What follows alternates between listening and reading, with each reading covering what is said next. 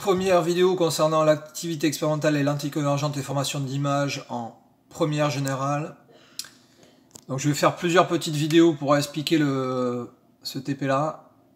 Alors vous aviez 4 problématiques, 2 expérimentales, 2 théoriques, donc vous aviez fait les expériences en TP pour comprendre les 2 parties expérimentales. Dans cette première petite vidéo, je vais expliquer re-expliquer les documents. Dans le document, vous aviez des liens vidéo, pas faites par moi mais par d'autres enseignants. Regardez-les, normalement vous deviez comprendre avec ça les lentilles convergentes. Alors les simulations, je referai une petite vidéo pour expliquer une des simulations. Ça peut être intéressant aussi c'est assez visuel. Alors dans le document 2, on vous expliquait la différence entre les lentilles convergentes et les lentilles divergentes.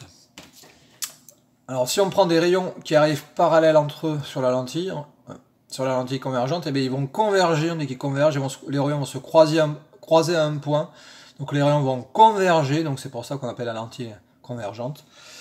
Contrairement à la lentille divergente où les rayons qui arrivent s'écartent les uns des autres, donc les rayons, on dit qu'ils divergent en mathématiques, donc la lentille est divergente. Alors on reconnaît facilement la forme de la lentille, la différence entre les deux. Donc la lentille convergente, les bords au milieu sont plus épais qu'au centre, alors que c'est le contraire pour une lentille divergente. Donc c'est comme cela que vous avez pu éliminer une des 2 lentilles dans la problématique numéro 1 parmi les 3 proposées. Document numéro 3, ça permet de comprendre comment on réalise sur le papier un schéma optique, le trajet des rayons à la traversée d'une lentille convergente. Donc avant de faire des tracés de rayons, donc il y a des choses à dessiner tout d'abord. Il faut dessiner la lentille convergente, son centre optique, etc. Alors je viens sur ma feuille, je vais déjà réaliser cela. Alors vous avez ici la symbolisation d'une lentille convergente qui est représentée par ce symbole là, par un trait fin, avec 2 flèches des 2 côtés. Son centre optique, alors on ne représente pas la forme de la lentille bombée comme ça, c'est juste un trait fin. Voilà.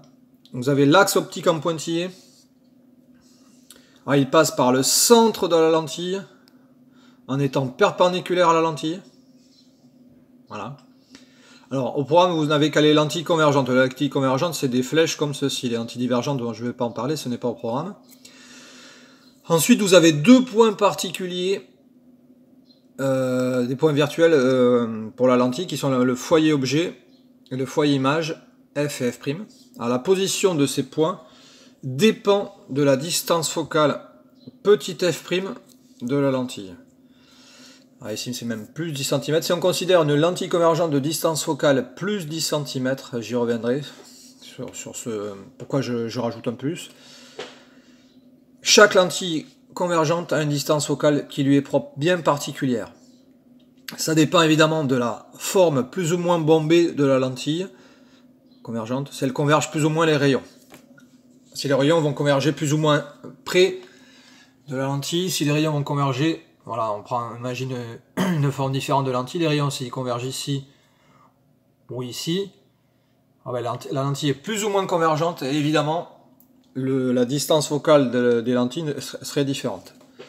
Alors comment positionner les points F et F'? Alors F' c'est le foyer image de la lentille, il est 10 cm après le centre optique O, pour une lentille de distance focale 10 cm. Le foyer objet, il est 10 cm avant le centre optique. Voilà, pour cette lentille convergente de 10 cm.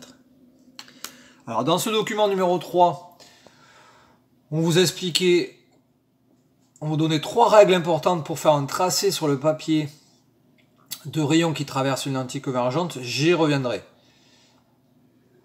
Bon, alors tous les documents sont liés, donc c'est pour ça que on ne peut pas faire une explication d'un seul bloc. Alors ensuite on va parler de grandeur algébrique. Alors c'est une notion mathématique qui peut vous faire un petit peu peur, mais c'est tout simplement une grandeur qui peut être soit positive, soit négative. Bon alors nulle évidemment, peu d'intérêt, mais soit positive, soit négative.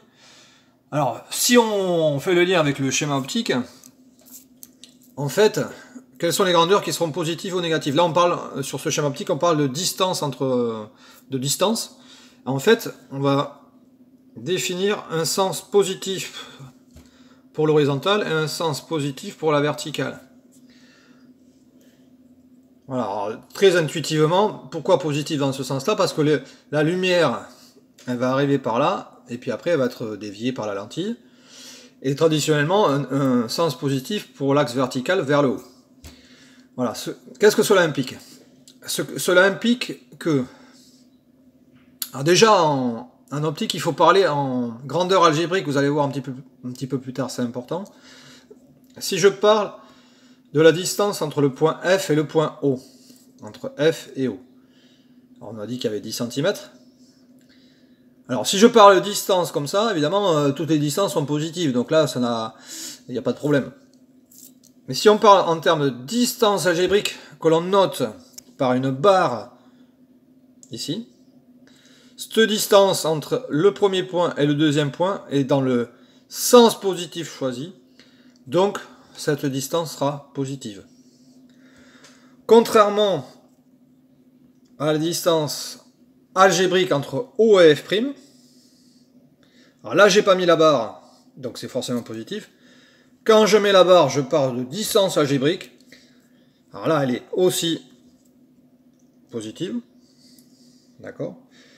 Et par contre, si je parle de la distance algébrique entre F' et O, c'est-à-dire de là à là, ça sera négatif.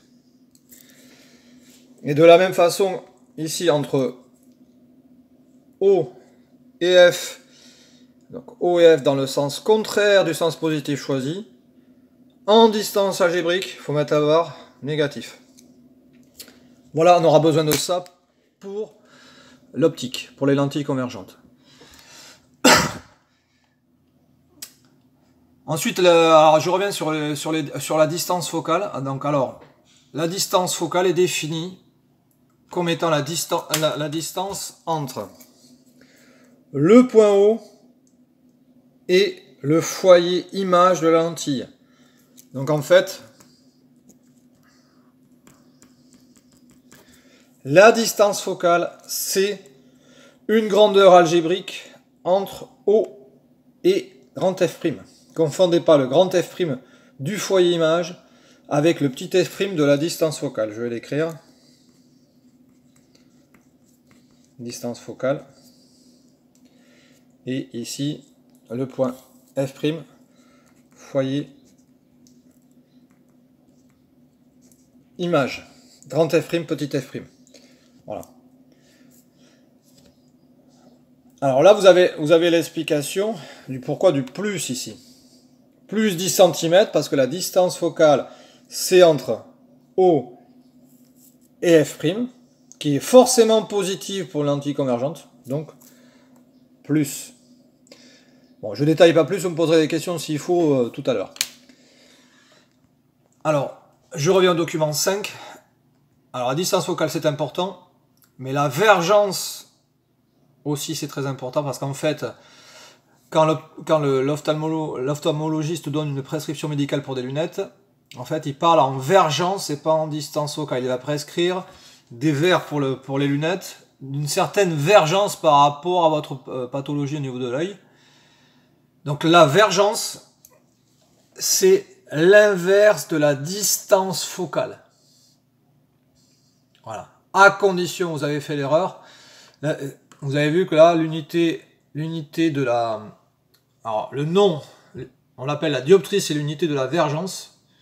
Ça se note par ce petit symbole qui est un delta, petit delta.